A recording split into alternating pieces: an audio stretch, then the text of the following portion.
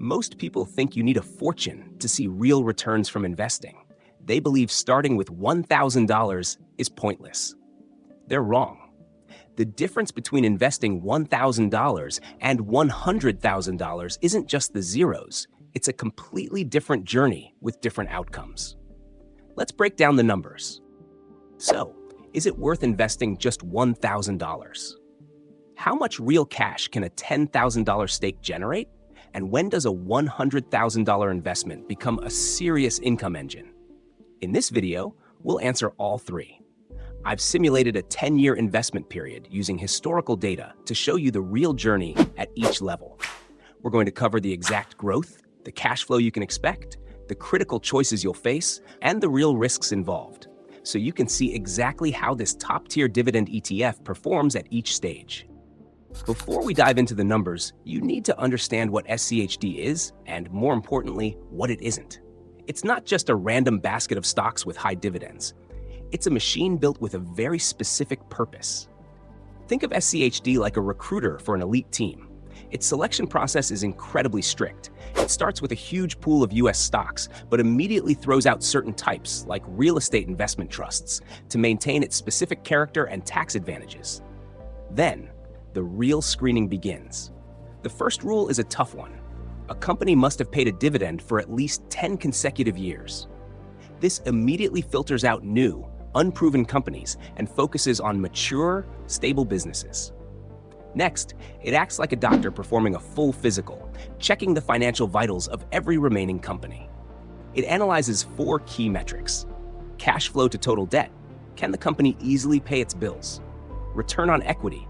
How efficiently does it generate profit from shareholder money? The current dividend yield. How much cash does it pay out relative to its price?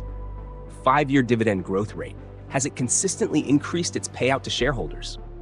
Only the top 100 ranked stocks that pass this rigorous multi-stage test make it into the fund. This disciplined process means you're not buying a high-risk lottery ticket. You are buying a piece of around 100 of the most financially sound, durable, and shareholder-friendly companies in America. The entire strategy is designed to find quality companies that don't just pay dividends, but have a proven ability to pay and grow them, helping you avoid value traps that lure you in with a high yield just before they crash. Best of all, this entire strategy is delivered to you at an exceptionally low cost, an expense ratio of just 0.06%, which translates to only 60 cents per year for every $1,000 you invest. You've decided to start. You put your first $1,000 into SCHD.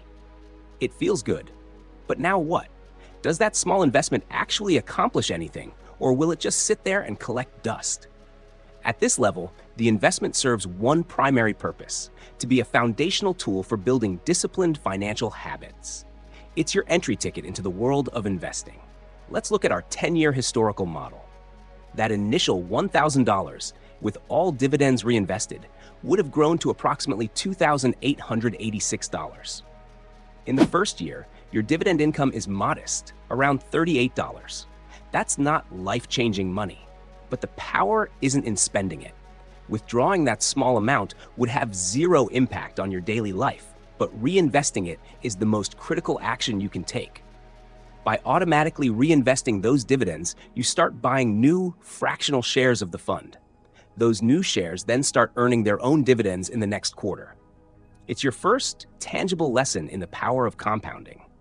You get to see firsthand, with your own money, how owning a piece of 100 great American companies generates real cash, which then immediately goes back to work for you. The true return on a $1,000 investment isn't the dollar amount. The primary outcome is not the income, but the formation of a long-term investor mindset. You are not just building capital, you are building the discipline and patience required for a lifetime of successful investing. This position is your real-world training ground, teaching you the foundational principles of wealth creation far more effectively than any book or video ever could. Okay, $10,000 is real money. This is the point where your investment graduates from being an educational project and becomes a tangible financial asset that starts working for you in a noticeable way. With a $10,000 stake, the numbers become much more significant.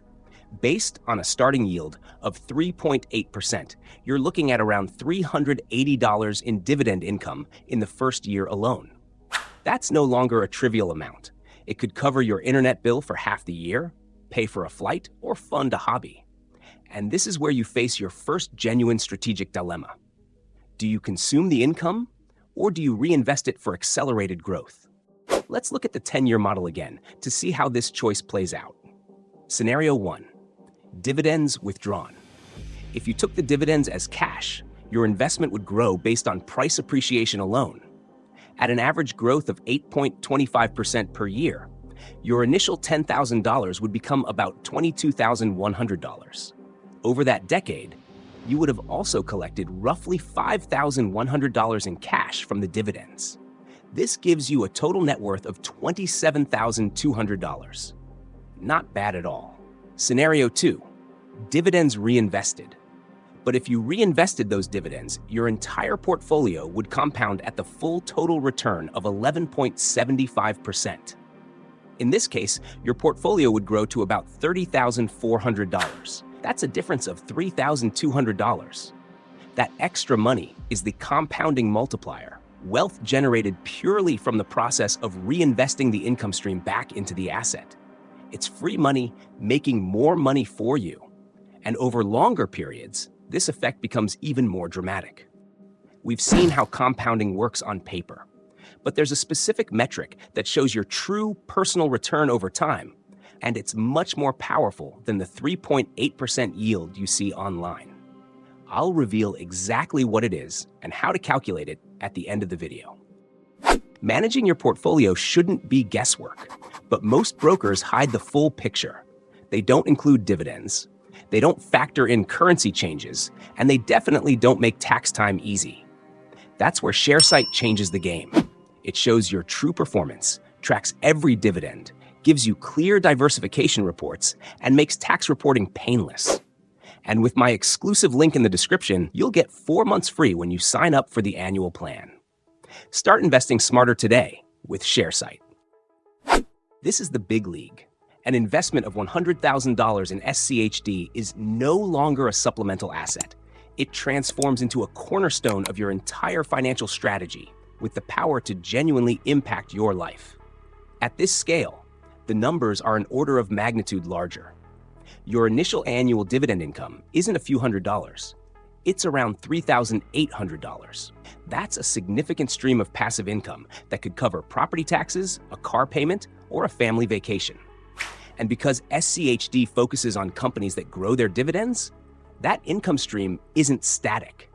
The fund has a historical 10-year dividend growth rate of over 10% per year.